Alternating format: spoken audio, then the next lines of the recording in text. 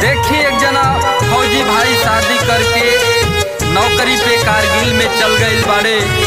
छुट्टी नइखे मिलत, 1 साल बीत जाता। उनकर पत्नी फोन पर कौना भाव में कैसे कहतानी, आई गीत के माध्यम से सुनी। शादी तू के चली गईला सजान हो, देखा अकेले घर लागे ना मान हो। शादी तू के चली गईला सजान हो, देखा अकेले घर लागे ना मान हो। अब जियल भइल मुश्किल राजऊ, कब अइबा भवनमा हो, छोड़ के कारगिल राजऊ। कब अइबा भवनमा हो, छोड़ के कारगिल राजऊ। कारगिल राजऊ।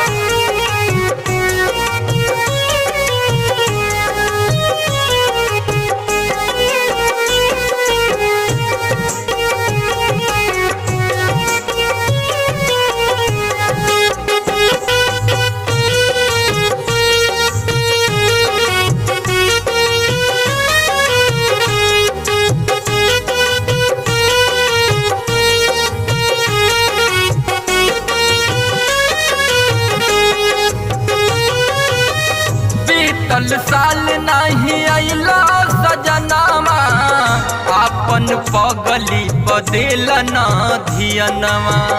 आपन पगली बदेल न धियनमा। बीतत दिन कैसो बीते न रतिया, रोई रोई से जिया पे ले करवटिया।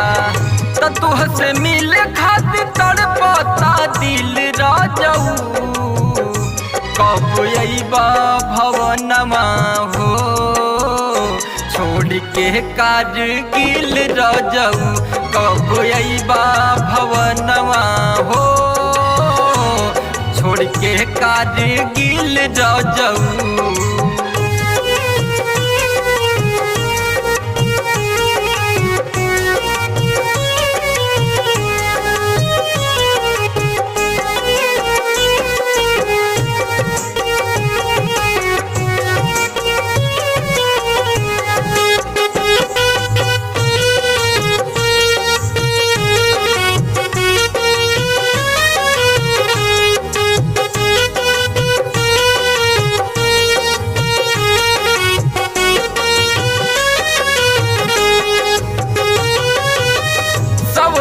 भइल बारौर नौकरिया, एही से घर नहीं आवेला सवरिया।